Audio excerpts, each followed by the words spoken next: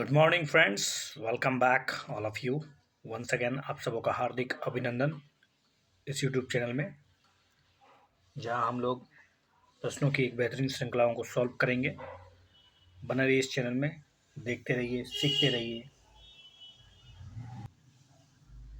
आपके स्क्रीन पर पहला प्रश्न क्वेश्चन नंबर 10 इकोनॉमिक सेक्शन से है।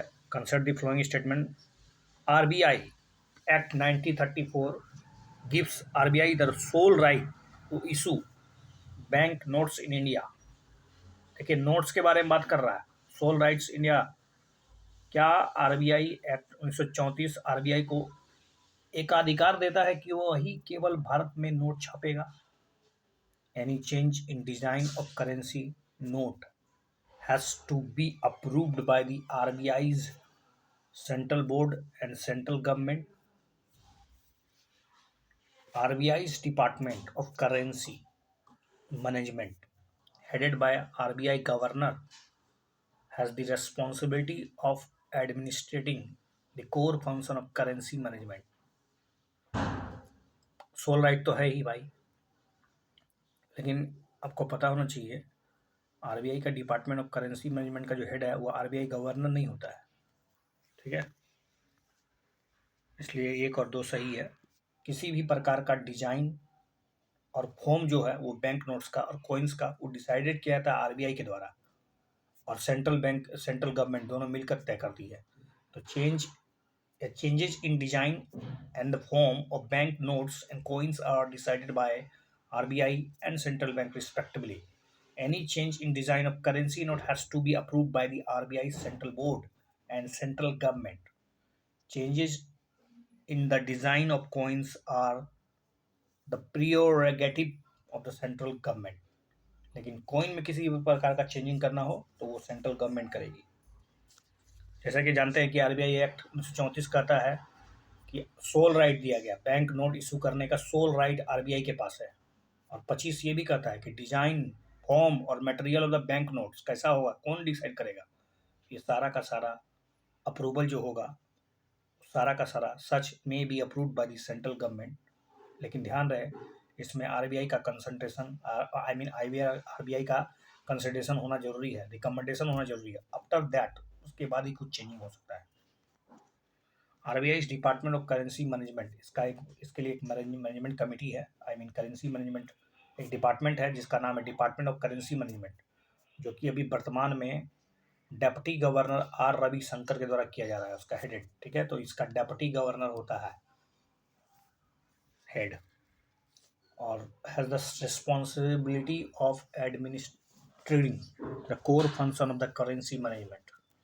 According to RBI's website, the department addresses policy and operational issues relating to the designing of banknotes, forecasting demands for notes and coins, ensuring smooth distribution of banknotes and coins throughout the country, and retrieval of unique notes and uncurrent coins from circulation, ensuring the integrity of the banknotes. Next question. Coinage Act 2011 gives the central government the power to design and mint the coins in various denominations. All of the India's currency note printing presses are owned by the government of India. Absolutely incorrect. First bank note issue in independent India was rupee 1 note that replaced the portrait of the King George. King George का जो photo था उसको replace करके सारनाथ का जो अशोक स्तंभ का जो चिन्ह है, लायन कैपिटल, उसको उसमें डाल दिया गया। जी हाँ, बिल्कुल 1 और 3 सही है।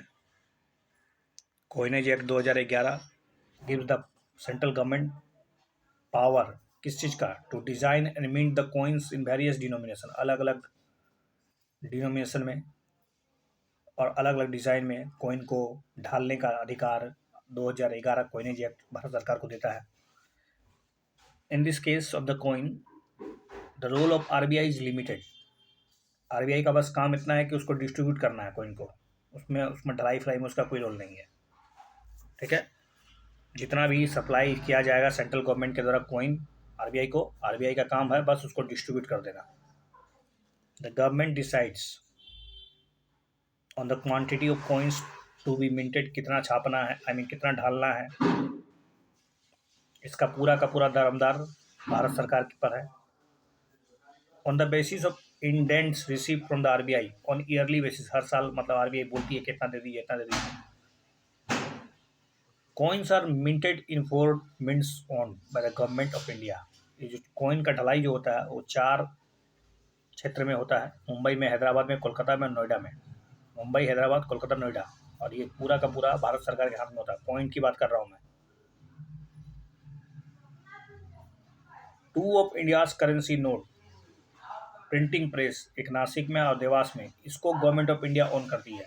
2 प्रिंटिंग प्रेस जो है, जो एक नासिक में है और दूसरा देवास में है, उसको भारत सरकार कंट्रोल करती है। जबकि जो दूसरा और 2 गो है, जो मैसूर और सालबोनी में है, उसको आरबीआई ओन करती है। और इसकी सब्सिडरी है जिसको भारतीय रिजर्व बैंक नोट मुद्रण लिमिटेड बोलते हैं। आरबीआई का सब्सिडरी की तरह उसको ओन किया जाता है। बात करें हम लोग, पहला जो नोट इशू किया गया था आज़ादी के बाद, उससे पहले अगर आप देखें तो उसमें क्या था, उसमें था जॉर्ज किंग का फोटो, उसको हटाया गया और उसके बाद उस पर क्या छापा गया, सिंबल ऑफ लायन कैपिटल, जो कि Ashoka pillar, symbol of lion capital of the Ashoka pillar, Ashoka pillar का जो लायन कैपिटल है उसको वहाँ पर रखा गया, जो कि सारनाथ से लिया गया था। MARPOL convention sometime in news, ये तो सीधी सी बात है, शिप पोल्यूशन से जो कुछ होता है।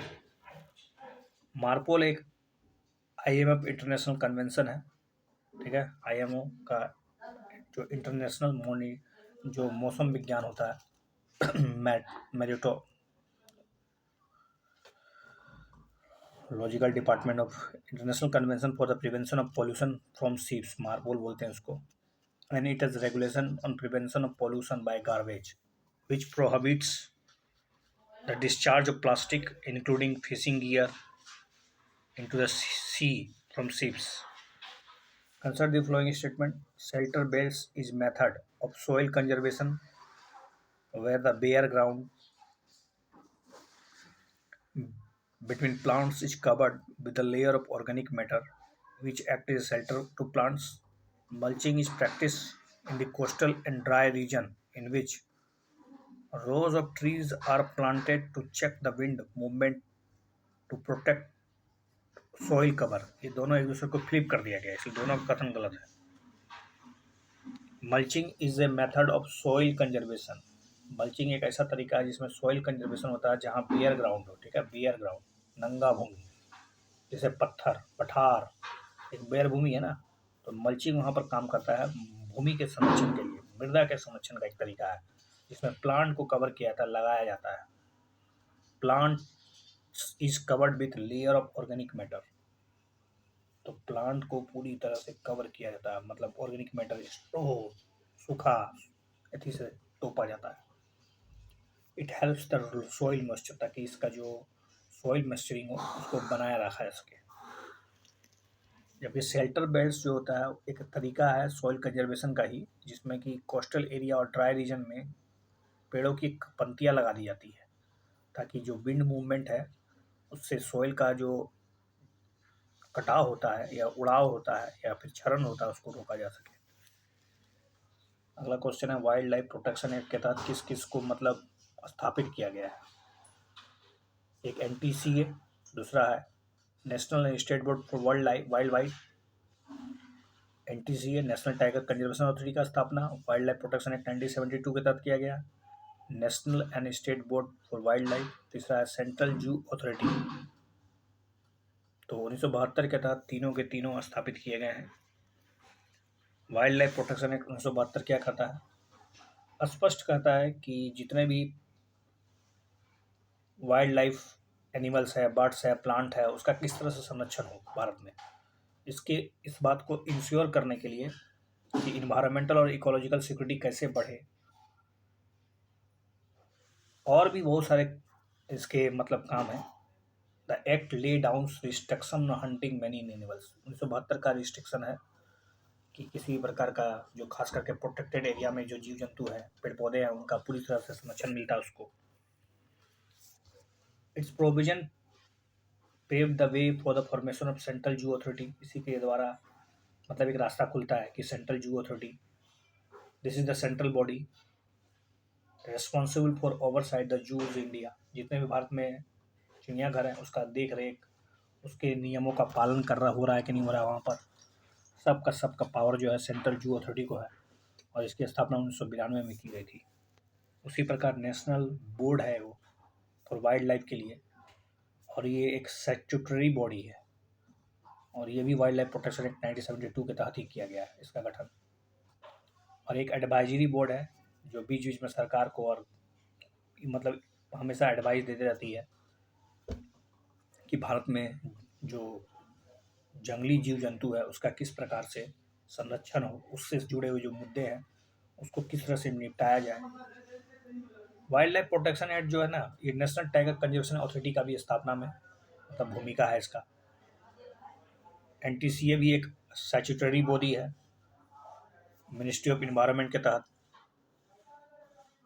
और ओवरऑल सुपरवाइजरी एंड जितना भी कोऑर्डिनेशन होता है खास करके टाइगर और उससे जुड़े हुए जो मामले हैं उसको देखता है ये। Consider the following statement, in India entry into the forest is govern by Indian forest act 1927। आपको पता होगा अंग्रेजों के ज़माने में 1927 में किसी भी जंगल में घुसने से पहले परमिशन लेना पड़ता था, और ये बहुत कठोर कानून था। खास करके आदिवासी और वहाँ पर रहने वाले जो मूल निवासी थे उनको एक तरह से बेदखल कर दिया गया उनकी ज़मीन से। उनका जो आजीविका का स्रोत था, चाहे वन उत्पाद हो, लघु वन उत्पाद हो, उनको उनसे बेदखल करने के लिए कठोर कानून लाए गए अंग्रेजों के द्वारा, ताकि अपनी उद्देश्यों की पूर्ति की जा सके, अधिक से अधिक वन संसाधन का दोहन किया जा सके और अपने इंग्लैंड में कच्चा माल को भेजा जा सके।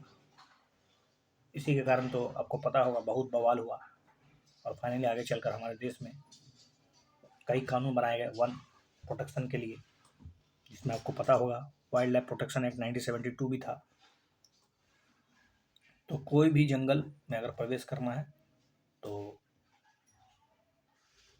इसके लिए आपको पता होना चाहिए, एक नियम है वाइल्ड लाइफ प्रोटेक्शन एक्ट जो कि 2006 भी, इसमें एक संशोधन किया गया था, FRA act 2006, forest right act जो आया था। The wild life protection act empowers the chief wild warden. इसका वाइल्ड लाइफ प्रोटेक्शन एक्ट जो है वो चीफ वाइल्ड वार्डन को एक तरह से पावर देता है कि वो नियम बनाए टूरिस्ट के प्रवेश को लेकर, खास करके protected area national park, wild life sanctuary, इस समय प्रवेश हो उससे पहले उसके लिए कुछ नियम तो होने चाहिए। तो इसका पावर किसके पास है? इसका power chief wild life warden के पास है, और ये पावर उसको वाइल्ड लाइफ प्रोटेक्शन एक्ट से मिलता है। काजीरंगा नेशनल पार्क जो कि एक टाइगर रिजर्व है, और ये वेस्ट बंगाल में नहीं बल्कि ये आसाम में है। तो तीसरा गलत हो गया और दूसरा और पहला सही है। जैसा कि आप जानते हैं कि किसी भी भारत में किसी भी जंगल में अगर प्रवेश करना चाहते हैं इसके दो नियम हैं, एक इंडियन फॉरेस्ट एक्ट 1927 का, दूसरा वाइल्ड लाइफ प्रोटेक्शन एक्ट 1972 का। पहला जो है ना, जितने भी रिजर्व फॉरेस्ट है उसमें एक तरह से बार लगाता है, रोक लगाता है, एवरीवन अदर देन पीपुल, मतलब वहाँ के रहने वालों को छोड़कर, ठीक है, कोई भी जो बाहर से आ रहा है, जितने भी रिजर्व फॉरेस्ट हैं उसको परमिशन लेना पड़ेगा फॉरेस्ट ऑफिसर से, ठीक है, तभी आप उसमें प्रवेश कर सकते हैं, अदरवाइज जंगलों में प्रवेश करना अनुमति नहीं है। वाइल्ड लाइफ प्रोटेक्शन एक्ट 1972 की बात करें तो इसमें चीफ वाइल्ड लाइफ वार्डन की भूमिका इम्पोर्टेंट हो जाती है, क्योंकि वही टूरिस्ट एंट्रिंग को मतलब एक तरह से परमिशन देता है, खास करके प्रोटेक्टेड एरिया में, जैसे सेंचुरी है, नेशनल पार्क है। और इस एक्ट के माध्यम से एनटीसीए को मतलब एक तरह से पावर दिया गया है कि वो टाइगर के संरक्षण के लिए कुछ नियम बनाए। काजीरंगा तो आपको पता ही दिया गया कहाँ पर है, असम में है, टाइगर रिजर्व है। Pobitora wildlife sanctuary is also in Assam. Consider the flowing statement regarding sea water. Sea water generally जो होता है वो अल्काइन होता है। There is a strong correlation between the accelerated rate of melting of Arctic ice and rate of ocean acidification। सीधी सी बात है, दोनों सही है। जैसा कि मतलब लगातार सर्च चल रहा है केमिस्ट्री कि किस प्रकार से आर्कटिक ओशियन जब अपना बर्फ पिघलाएगा और वो जो समुद्र में मिलेगा, तो समुद्र का जो पानी है उसमें एसिडिटी लेवल किस प्रकार से प्रभावित होगा। क्योंकि आपको जनरली पता होना चाहिए कि एसिडिक वाटर, आई मीन जो ओशियन वाटर होता है जनरली वो अल्काइन होता है, लेकिन जैसे जैसे बर्फ पिघलेगा, ठीक है, तो उसमें क्या होगा, एसिडिटी बढ़ता चला जाएगा, 4 गुना ज़्यादा भी हो सकता है, क्योंकि दोनों में स्ट्रॉन्ग रिलेशनशिप है। बर्फ का पिघलना और एसिडिफिकेशन का बढ़ना दोनों एक दूसरे से डायरेक्टली रिलेटेड है। जितना ज़्यादा बर्फ पिघलेगा उतना ज़्यादा अम्लीकरण होता जाएगा। और 2050 में ऐसा घोषणा कर दिया गया है कि अगर आर्कटिक आइस इसी तरह से पिघलता रहा तो समझ लीजिए पूरा का पूरा ओशियन केमिस्ट्री ही बदल जाएगा, पूरा का पूरा एसिडिक हो जाएगा। और वाइल्ड लाइफ, आई मीन जो उसमें रहने वाले जितने भी मैराइन प्रोडक्ट है, मैराइन स्पीसीज है, उसके लिए खतरा उत्पन्न हो सकता है। क्योंकि पूरा का पूरा जो वाइल्ड जितना भी सी क्रिएचर है, प्लांट है और अदर भी जो भी मीडियन मैराइन प्रोडक्ट्स है वो सब प्रभावित हो जाएंगे, क्योंकि वो एसिडिफिकेशन का गहरा प्रभाव है। सी वाटर जनरली अल्काइन होता है जिसका वैल्यू 8.1 होता है। उन्होंने ये भी किया, देखिए जब बर्फ पिघलेगा ना, होता क्या है कि रैपिड पीएच डिक्रीज होगा। ऐसा क्यों होता है? क्योंकि सरफेस वाटर जो है ना वो 3 लेयर से बना हुआ है। अगर आपको देखना पड़ेगा ओशियन का वाटर का लेयर 3 है। पहला जो लेयर होता है वाटर का वो सी आइस होता है, बर्फ का ऊपरा हिस्सा, विच है डेफिसिट ऑफ कार्बन डाइऑक्साइड। उसमें हालांकि कार्बन डाइऑक्साइड कम होता है, डेफिसिट ऑफ कार्बन डाइऑक्साइड, लेकिन अब वो तो डायरेक्टली कांटेक्ट में आ गया है। Now it is expose to atmospheric carbon dioxide and take it, और उसको डायरेक्ट मिलेगा। दूसरा है कि सी वाटर जो है mix with melt water, light sea water जो है ना वो जो पिघला हुआ अभी अभी आर्कटिक का जो बर्फ पिघला उसमें ठीक से घुलेगा नहीं, आसानी से मिलता नहीं है। ठंडा पानी से जल्दी सी वाटर का मिक्सिंग नहीं होता है। जब ये मिक्सिंग नहीं होगा तो वो डीप में जाएगा नहीं, तो it can't mix easily to deep water. इसका मतलब क्या है? इसका मतलब है कि कार्बन डाइऑक्साइड जो है ना वो सरफेस पे ही कंसंट्रेट रहेगा।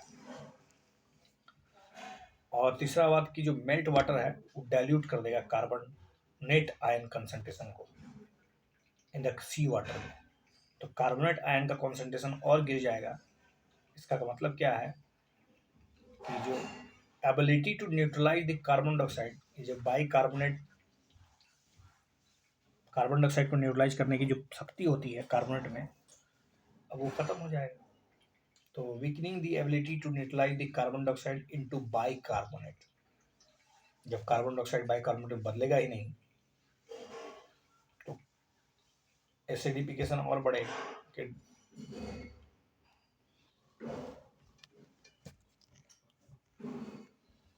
which of the following restriction can be put under the graded response action plan। GRAP की बात की जा रही है। डिस्कॉम को कहा गया है कि अपना पावर सप्लाई इंटरप्शन को कम से कम करो, खास करके कैपिटल रीजन में, एनसीआर में। कोयला, फायरवुड जो तंदूर में इस्तेमाल होता है उसको अलाउ नहीं किया जाएगा। पार्किंग फीस को बढ़ा दिया जाएगा, खास करके ताकि लोग प्राइवेट व्हीकल्स को धीरे धीरे कम करें। जितने भी कंस्ट्रक्शन और डिमोलेशन एक्टिविटीज उसको बैन लगाया गया है। और जितने भी पब्लिक, म्यूनसिपल और प्राइवेट ऑफिसर है उनकी जो वर्क कैपेसिटी है, वर्क जो स्ट्रेंथ है उसको 50% गिराने की बात की गई है।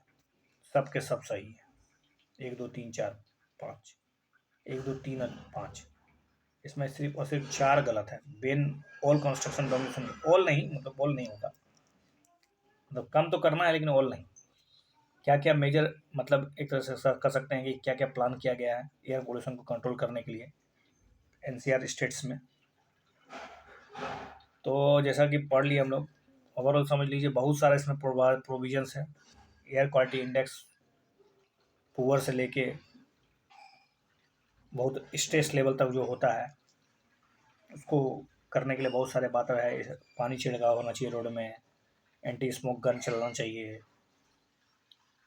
इसके अलावा डिस्कॉम को कम से कम पावर सप्लाई इंटरप्शन करना चाहिए, जिसमें वेरी पुअर है वहाँ पर बोल रहा है कि फायरवुड और तंदूर जो है उसको बंद करो एकदम पूरा तरह से, जो वेरी पुअर हो गया एयर क्वालिटी। डीजल जनरेटर को यूज़ करना बंद करना होगा, खाली छोड़ के जहाँ इसेंशियल इमरजेंसी हॉस्पिटल, रेलवे और मेट्रो सर्विस को छोड़कर वहाँ के अलावा सभी जगह उसको बंद करना होगा डीजल जनरेटर को। पार्किंग फीस को बढ़ा देंगे ताकि लोग प्राइवेट ट्रांसपोर्ट का इस्तेमाल कम से कम करें। इसके लिए मतलब आर्गूमेंट ये आई है कि सीएनजी और इलेक्ट्रिक बस और metro services by procuring additional fleet, increasing frequency of service. और जहाँ सीवर है स्टेज 3 में, जहाँ 401 550 के आसपास है, वहाँ कंस्ट्रक्शन और डिमोलिशन एक्टिविटीज़ को पूरी तरह से बैन नहीं करना है, बस रेलवे, मेट्रो, हॉस्पिटल, स्टेशन, इस सब को छोड़कर।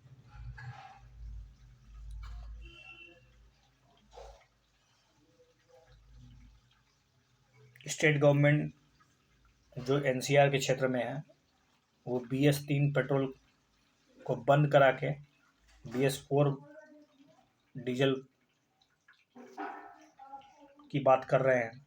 और एयर क्वालिटी स्टेज 4 जो सीवर प्लस है, जो 450 से ज़्यादा है, वहाँ पर दिल्ली में जो ट्रक का ट्रैफिक होता है उसको स्टॉप कर देना है, एक्सेप्ट फॉर एसेंशियल सीएनजी और इलेक्ट्रिक बस। स्टेट गवर्नमेंट को कंसिडर किया गया कि इमरजेंसी मेजर ले सकते हैं, कभी कभी स्कूल बंद कर सकते हैं वो चाहे तो ओवरऑल समझ लीजिए एक तरह से स्थिति को देखते हुए कानून बनाया जाएगा। अगला है alliance for small island states are particularly vulnerable to mainly concern with which of the following. स्वाभाविक है, लगातार सी लेवल बढ़ रहा है तो असोसिस जो स्मॉल आइलैंड है उसके लिए खतरा हो जा रहा है। ये जो alliance for small island states एक इंटर गवर्नमेंटल ऑर्गेनाइजेशन किसका जो बहुत समुद्र तल से बहुत नीचे पे बसे हुए हैं, लो लेइंग कोस्टल स्टेट है, स्मॉल आइलैंड कंट्रीज है। स्थापना 1990 में हुआ था जब वर्ल्ड कॉन्फ्रेंस हुआ था क्लाइमेट के लिए। उस समय इसका ओवरऑल उद्देश्य तो कोई भी बता देगा कि ये बहुत, तो एक तो इनका आवाज़ तो कोई सुनता नहीं है, इतने छोटे छोटे आइलैंड है, इतने छोटे छोटे देश हैं, इनकी जीडीपी में कुछ योगदान ही नहीं है, वैश्विक जीडीपी ये कटे फटे हैं पूरा। लेकिन ग्लोबल वार्मिंग से सबसे ज़्यादा चिंतित तो यही है, सबसे ज़्यादा वल्नरेबल तो यही है। ये जीडीपी मतलब ये इमिशन में योगदान बिल्कुल नहीं देते हैं, लेकिन इमिशन का शिकार सबसे ज़्यादा यही हो रहा है। डीज आइलैंड्स जो है ना बहुत ही वल्नरेबल है क्लाइमेट से, और सबसे ज़्यादा इनका इफेक्ट जो होगा वो ओशियन पे होगा। सी लेवल बढ़ता जाएगा, कोस्टल इरोजन होता जाएगा, साल्ट वाटर खराब होता जाएगा, और यहाँ के आसपास के रहने वाले लोग क्लाइमेट चेंज से सबसे ज़्यादा सुविध है। लेकिन क्लाइमेट चेंज में इनका रेस्पॉन्सिबिलिटी बिल्कुल नहीं है, ना के बराबर है। लेकिन सबसे ज़्यादा 1% योगदान देते हैं इमिशन ग्रीन हाउस गैस में, 1% केवल। लेकिन उसके बावजूद भी 100% का हर्जाना चुकाना पड़ेगा इनको।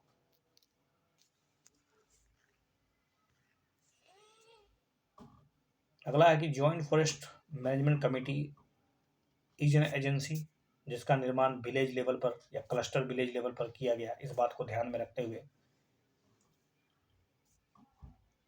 किस बात को ध्यान में रखते हुए, क्यों इसका स्थापना हुआ, क्या फंक्शन है इसका।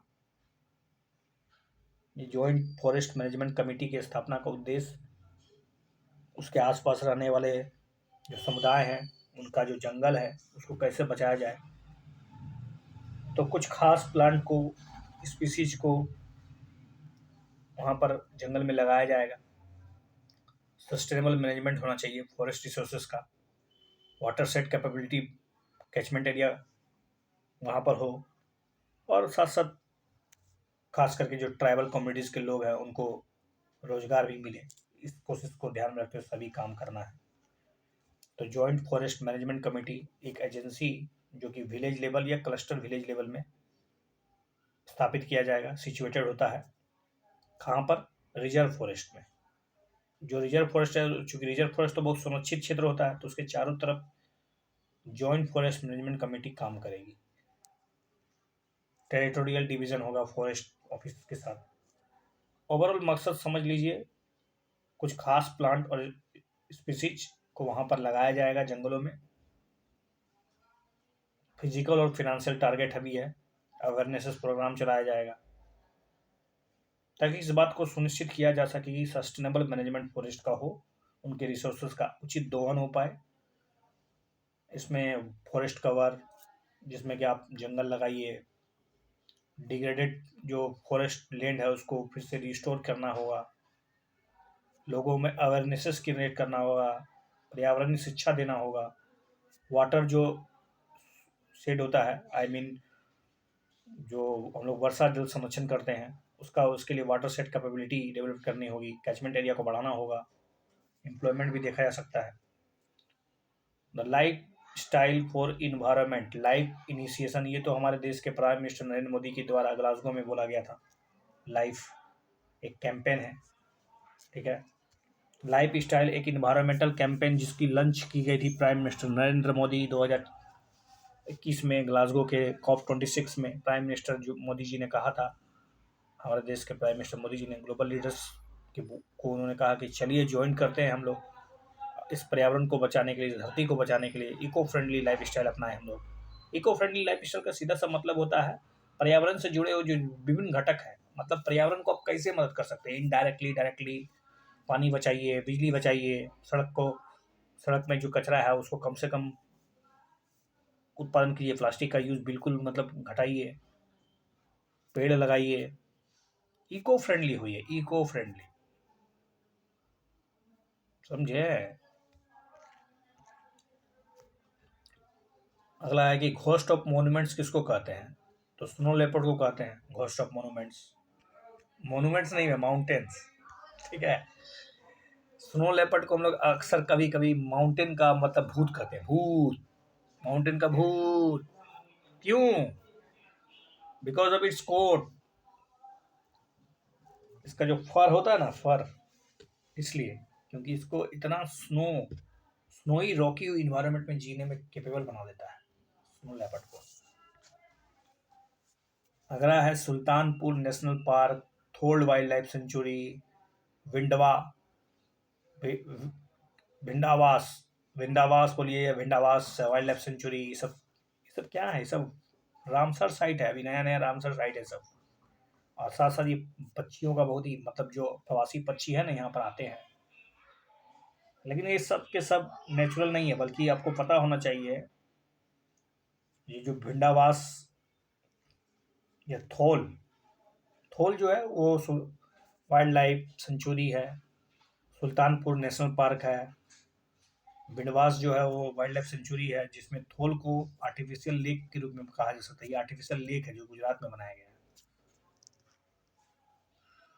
बायोफ्यूल्स अलग अलग प्रकार के होते हैं, उसके जनरेशन अलग होते हैं, उसके सोर्स पे डिपेंड करता है कि फर्स्ट जनरेशन क्या है, सेकंड जनरेशन क्या है, थर्ड जनरेशन क्या है। बायोफ्यूल्स अगर उनका निर्माण, अगर ऐसे बायोफ्यूल्स जिसका निर्माण अगर मतलब आप समझ लीजिए कि शुगर से, स्टार से, वेजिटेबल और एनिमल के फैट से होता है तो उसको फर्स्ट जनरेशन, जबकि अगर दूसरा जनरेशन हो तो अलगी होता है, जी नहीं, अलगी नहीं, वो तो थर्ड जनरेशन का है। अलगी से बनेगा माइक्रो ऑर्गेनिज्म से, जैसे कि अलगी से बनेगा तो उसको थर्ड जनरेशन बोलेंगे। और सेकंड जनरेशन में जो होता है वो नॉन फूड्स होते हैं, यूपीएससी ने पूछा था नॉन फूड में कौन कौन आता है, तो सीधी सी बात है, ये ही राइट है। तो बायोफ्यूल्स ये लिक्विड भी हो सकते हैं, गैस भी हो सकते हैं, जनरली मतलब कह सकते हैं जो बायोमास से बनता है, और बायोमास तो कोई भी चीज़ हो सकता है। तो कैसे बनेगा, जैसे कि आप जानते हैं कि डीजल पेट्रोल हम लोग फॉसिल फ्यूल्स का इस्तेमाल करते हैं, ट्रांसपोर्ट करते हैं, बहुत ही महंगा है, और दूसरा बात है कि इसके लिए हमको पर्यावरण को क्षति पहुंचाना पड़ता है। लेकिन हम लोग जो क्रॉप्स का इस्तेमाल कर रहे हैं उसको बायोफ्यूल्स के रूप में बना सकते हैं। जैसे कि आपको पता होना चाहिए हमारे जो अधिकांश जो क्रॉप्स होते हैं वो शुगर कंटेंट होते हैं, जैसे sugar cane, sugar beet, sweet, sorghum. इसका इस्तेमाल अगर आप बायोफ्यूल के रूप में कर रहे हैं तो आप बोलेंगे, या हो सकता है कि आप मेज, टोपोइका या oil such as soybean, rapeseed, coconut, sunflower, इसका भी इस्तेमाल कर सकते हैं। अब हम लोग जनरली इसको कैटेगराइज करते हैं 3 कैटेगरी में, जैसा कि मैंने बताया, पहला जनरेशन जो होगा, अगर बायोफ्यूल का निर्माण sugar, starch, vegetable oil, animal fats और कन्वेंशनल टेक्नोलॉजीज का इस्तेमाल हो। ध्यान रखें, कन्वेंशनल टेक्नोलॉजी मतलब परंपरागत जिस तरह से हम लोग बनाते रहे हैं, अगर उसी टेक्निक्स के आधार पर अगर हम लोग बायोफ्यूल्स का निर्माण कर रहे हैं, और सोर्स भी ध्यान रखना होगा, तो उसको फर्स्ट जनरेशन बायोफ्यूल बोलेंगे। तो इसमें जैसे बायो अल्कोहल है, बायोडीजल है, इसके अलावा वेजिटेबल ऑयल्स है, बायो ईथर है, बायोगैस है, ये सब क्या है, कन्वेंशनल एनर्जी सोर्स है। और दूसरी बात है कि इसको कहाँ से बनाए, ये भी ध्यान रखना होगा आपको। सेकंड जनरेशन में क्या होता है ना, ये नन फूड जिसको हम लोग खाते नहीं है, लेकिन जो फेंकने योग्य होता है, या जो पशु का चारा होता है, और ये सेलुलोज कंटेंट होते हैं ज़्यादा, सेलुलोजिक कंटेंट्स में ज़्यादा होता है। वेस्ट बायोमास जैसे कि अगर मानते हैं सपोज कॉर्न है, उसका जो बच जाता है, मकई का भुट्टा का जो अंतिम जो जिसको हम लोग चीज के लिए खा लेते हैं, जो बचता है वो, या लकड़ी से भी, जिसमें कि एडवांस बायोफ्यूल बोल सकते हैं इसको। इसमें एडवांस बायोफ्यूल आता है जैसे कि बायोहाइड्रोजन, बायोमेथनॉल। थर्ड जनरेशन में जो होता है ना, वो माइक्रो ऑर्गेनिज्म जैसे कि अलगी, बैक्टीरिया, किसी का भी इस्तेमाल किया जा सकता है। खास करके अलगी का इस्तेमाल किया जाता है यहाँ पर। अगला क्वेश्चन है एक्स-C2 कंजर्वेशन की बात। देखिए, दो प्रकार का कंजर्वेशन होता है। पेड़ पौधे, जीव जंतु, स्पीसीज का अगर संरक्षण करना है, तो आप हो सकता है आप उसके निवास स्थान में ही उसका संरक्षण करें, या फिर हो सकता है कि आप उसको वहां से उठाकर कहीं और ले जाकर उसको संरक्षण करना चाहते हैं, क्योंकि वैसे कंडीशन ही नहीं मिलता है कि उसको वहीं पर ठीक ढंग से संरक्षण हो। तो अगर उसके निवास स्थान में, अगर मूल स्थान में अगर उसका कंजर्वेशन हो रहा हो, तो आप कर सकते हैं कि वो इन सीटू है। और जबकि उसके मूल स्थान से हटाकर कहीं और स्पेशल कैटेगरी, स्पेशल ट्रीटमेंट हो, स्पेशल मतलब तरीके से उसका संरक्षण किया जाए, जैसे कि बॉटनिकल गार्डन, ये पर ex situ, cryopreserve ex situ, sacred groves, zoological park तो आप जानते ही हैं। चलिए, 1, 2, 4 सही है। सैक्रेड ग्रोव जो होता है वो बिल्कुल नहीं आएगा। हमारे देश में इन सीटू, एक्स-C2 दोनों कंजर्वेशन होता है। इन सीटू की बात करें, जो उसके मूल स्थान की बात होता है, जैसे कि बायोस्फीयर रिजर्व है, नेशनल पार्क है, वाइल्ड लाइफ सेंचुरी है, और भी सैक्रेड ग्रोव्स हैं। लेकिन एक्स-C2 में जैसा कि आपको बताया गया कि चूंकि वो बहुत ज़्यादा थ्रेटेंड है, बहुत ज़्यादा मतलब उनका खतरा है, तो उनको बचाना बहुत तेज़ी से करना होगा, और कुछ मतलब हाईली साइंटिफिक, वैज्ञानिक तरीके से उनका टेक्नोलॉजी का इस्तेमाल करके, या फिर ह्यूमन एक्टिविटी के माध्यम से उसको बचाना पड़ेगा। जैसे जूलॉजिकल पार्क में, बॉटनिकल गार्डन में, विट्रो फर्टिलाइजेशन की मदद से, टिश्यू कल्चर की मदद से, क्रायो प्रिजर्वेशन की मदद से, ये सब क्या है, ये सब एक्स-C2 है। लैब में अध्ययन करता है उसका। Concern the following statement regarding green cracker. जैसा कि आप जानते हैं कि सुप्रीम कोर्ट के द्वारा स्पष्ट रूप से इस पर ठोस मतलब निर्णय लिया गया था कि आप हम लोग जो पर्यावरण को प्रदूषण कर रहे हैं, खास करके दिल्ली और एनसीआर में, वहाँ प्रदूषण की समस्या विकराल समस्या होती जा रही है। तो उसको ध्यान में रखते हुए दीपावली के अवसर पर जो पटाखे, जो आतिशबाजी होती है, वो एक चिंता का विषय है। तो उसी के संबंध में यूपीएससी मेंस में प्रश्न पूछा गया था, तो उसके संबंध में आपको थोड़ी जानकारी होनी चाहिए।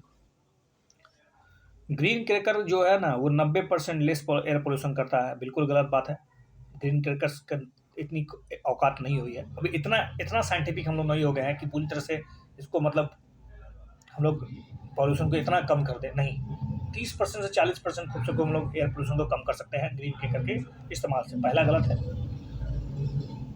दूसरा बात है कि ग्रीन क्रैकर जो है absorb dust and don't contain hazardous element like barium nitrate.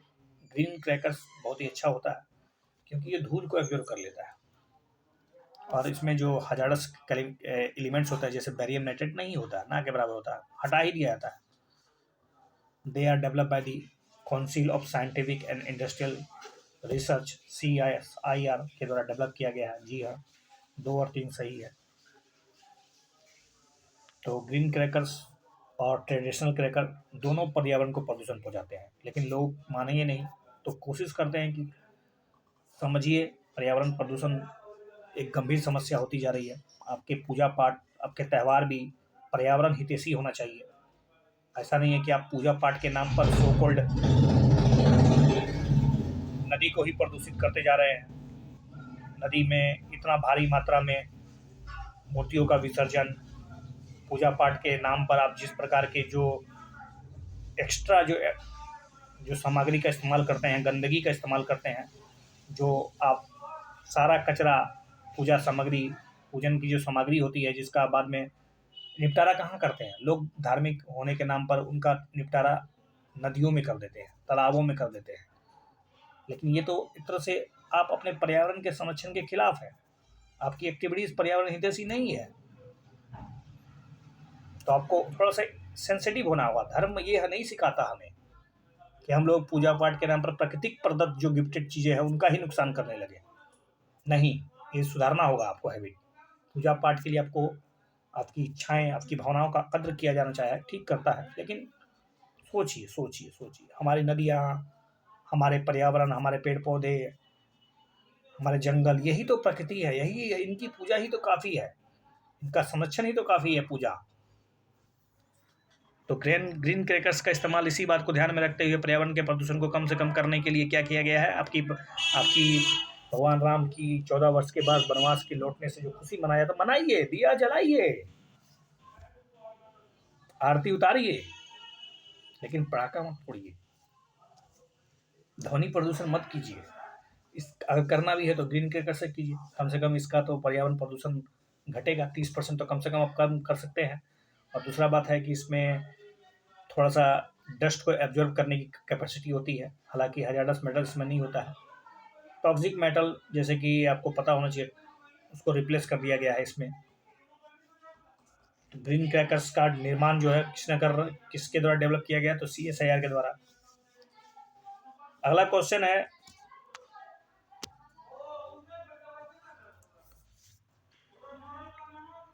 अगला कथन है कि स्लॉथ बियर के बारे में पूछा जा रहा है। स्लॉथ बियर जो है ना, वो भारत में इंडेमिक है, मतलब भारतीय उपमहाद्वीप में इंडेमिक है, और 90% जो पॉपुलेशन है वो केवल इंडिया में मिलता है। स्लॉथ बियर के बारे में पूछा जाए कि वाइल्ड लाइफ SOS इंडिया एक ऑर्गेनाइजेशन है जो स्लॉथ बियर के सुरक्षण, उसके प्रोटेक्शन से पिछले 20 साल से काम कर रहा है। और ये जो स्पीसीज है उसका वही, मतलब उसका जो प्रोटेक्शन लेवल है वही है जो टाइगर का है, राइनो का है, एलिफेंट का है। अतः वाइल्ड लाइफ प्रोटेक्शन एक्ट आप पढ़े होंगे, उसमें ढेर सारी जो सूचियाँ हैं, अनुसूची नंबर 1 के तहत इसको रखा गया है। तो बिल्कुल सबके सब कथन सही है। पहला जो स्लॉथ बियर जो डे है वो 12 अक्टूबर 2022 को मनाया गया। तो स्लॉथ बियर के कंजर्वेशन के लिए, उसके जागरूकता के फैलाने के लिए एक तरह से 12 अक्टूबर स्लॉथ बियर के दिन के रूप में जाना जाएगा। और ये पूरी तरह से आपको बता दें कि ये जो स्लॉथ बियर है वो पूरा का पूरा इंडियन सब कॉन्टिनेंट में ही मिलता है, और इसकी कैटेगरी जो है IUCN में वल्नरेबल है। और ये 90% इंडियन सब कॉन्टिनेंट के बावजूद भी 90% जो है स्पीसीज भारत में मिलता है। तो एक तरह से स्लॉथ बियर को बचाना बहुत ज़रूरी है। इसके लिए एक प्रयास है वाइल्ड लाइफ SOS इंडिया का, जो कि पिछले 20 सालों से लगातार काम कर रहा है। ठीक है, थैंक यू।